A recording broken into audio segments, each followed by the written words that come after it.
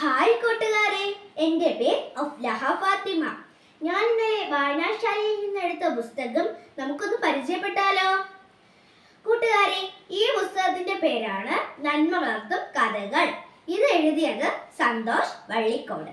ഇതിന്റെ പ്രസിദ്ധീകരണം മിന്നാമിന്നി മാതൃഭൂമി ബുക്സ്. കൂട്ടുകാരെ, ഇതിൽ 12 കഥകൾ വരെ ഉണ്ട്. എനിക്കിതിൽ ഏറ്റവും ഇഷ്ടപ്പെട്ട കഥയാണ് അയൽക്കാരെ സ്നേഹിക്കാം.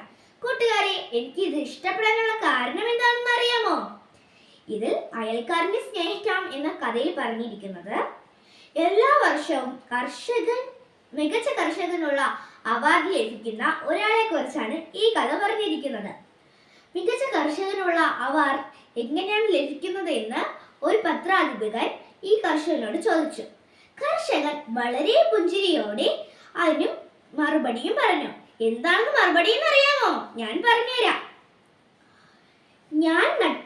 എനിക്ക് എല്ലാ വർഷവും മികച്ച കർഷകനുള്ള അവാർഡ് കിട്ടുന്നത് ചോളം നട്ടുവളർത്തിയാണ്. ഞാൻ ചോളം നട്ടുവളർത്തുന്നതോടൊപ്പം ചോളത്തിന്റെ വിത്ത് എൻ്റെ അയൽക്കാരനും കൊടുക്കും. അപ്പോൾ എൻ്റെ അയൽക്കാരനും ഇതേപോലെ ചോളം നടുകയും ചെയ്യും. ഞാൻ നടുന്ന സമയം തന്നെയായിരിക്കും അയൽക്കാരനും നടുന്നത്. അയൽക്കാരൻ വളം ഇട്ട് കൊടുക്കുന്നത് കൊണ്ട് വളത്തിന്റെ മണം എൻ്റെ പാടം ഫുള്ളും സമൃദ്ധിയായിരിക്കും. അതുകൊണ്ട് തന്നെ എൻ്റെ ചോളം വളരെയധികം ഗുണമുള്ളതും നന്നായിട്ട് വളരുകയും ചെയ്യും. അതുകൊണ്ടാണ് എനിക്ക് എല്ലാ വർഷവും മികച്ച കർഷകനുള്ള അവാർഡ് കിട്ടുന്നത്. ഇത് കേട്ട പത്രാധിപന് വളരെയധികം സന്തോഷം തോന്നി. അയൽക്കാരനെ സ്നേഹിച്ചാൽ മതി, എന്നാൽ നമുക്ക് എന്തും കിട്ടും. കൂട്ടുകാരെ, നിങ്ങൾക്കിത് മനസ്സിലായില്ലേ?